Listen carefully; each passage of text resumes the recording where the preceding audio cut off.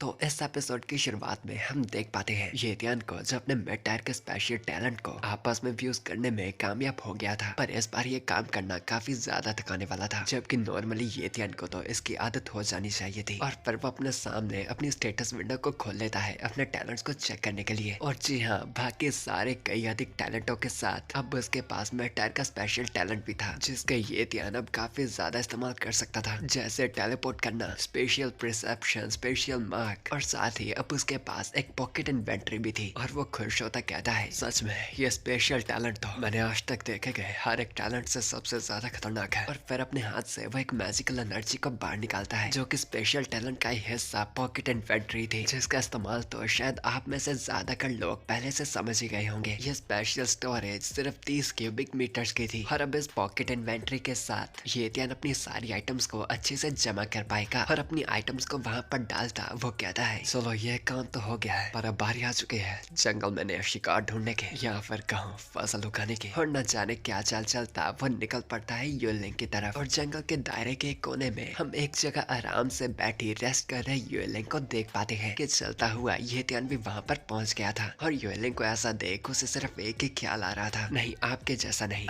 Anyways, येतियान सोच रहा था, चाहे मैं जितनी बार इस बात पर ज्यादा ध्यान देने की ना कोशिश करूं, पर युएलिंग सच में बिल्कुल येयू की तरह ही दिखती है। और यह इतनी आराम से बैठी हुई है।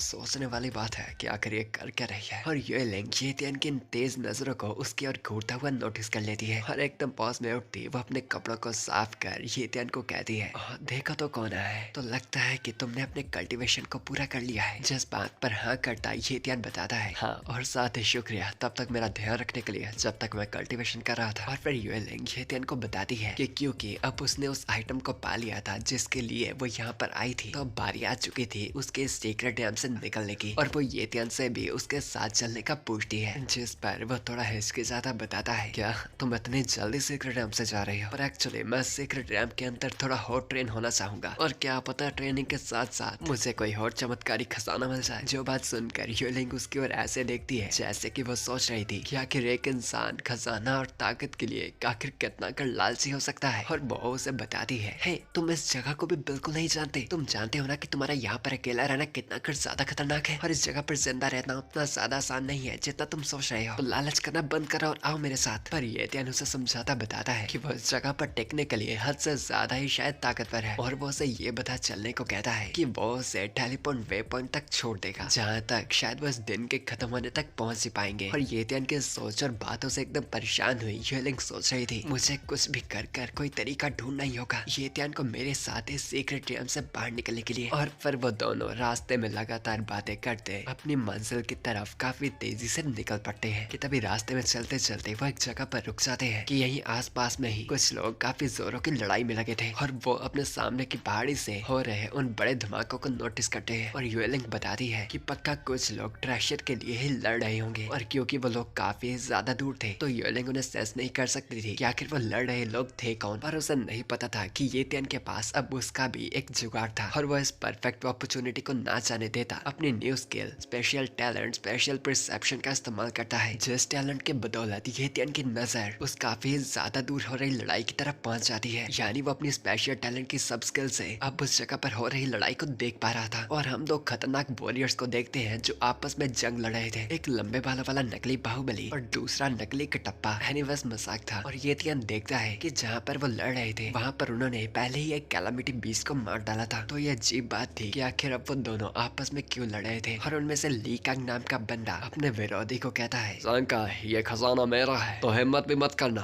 उसे छूने की। और ली कांग के इस बात का रिप्लाई देता ज़ांगकाई कहता है, जब तक ये लड़ाई खत्म नहीं होती तब तक ये पक्का नहीं है कि यह खजाना किसका होगा। और फिर से वह एक दूसरे की ओर हमला करने बढ़ पड़ते हैं। और अब येतियान और युएलिंग भी उस जगह के थोड़ा करीब पहुंच गए थे। और उन्हें फाइनली देख युएलिंग बताती है, अरे ये तो ली कांग और जियांग का ही है, मैंने जानती तो हूँ, पर आखिर ये दोनों आपस में लड़ना क्यों शुरू हो गए, जबकि ली और जियांग फैमिली का रिश्ता आपस में काफी अच्छा है। और अगर उन फैमिलीज का रिश्ता इतना ही पक्का था तो येतियान इतना तो समझ जाता है कि इस लड़ाई के पीछे पक्का कोई स्पेशल कारण होगा। और वो अपने स्पेशल टैलेंट, स्पेशल परसेप्शन का इस्तेमाल करता है ताकि वो उस ट्रेशर को ढूंढ पाए, जिसकी वजह से ये आपसी फैमिलीज के ही बंदे लड़ रहे थे। और इधर उधर नजर घुमाकर फाइनली येतियन की नजर उस कैलामिटी बीस्ट पर लैंड होती है और अपने टैलेंट की बदौलत वो देख पाता है कि उस बीस्ट के मुंह के अंदर कुछ ना कुछ तो था। पर एपिसोड में आगे बढ़ने से पहले आप जान लें कि टैलेंट कॉपीकैट और ओमनिशेंट रीडर के न्यू एपिसोड अब इस चैनल पर नहीं आएंगे, क्योंकि वाईटी वालों ने न जाने किस वजह से इस चैनल का मोनेटाइजेशन बंद कर रखा है और लिटरली 3 महीनों की लिमिट दे दी है। और साथ ही ओमनिशेंट रीडर के सारे एपिसोड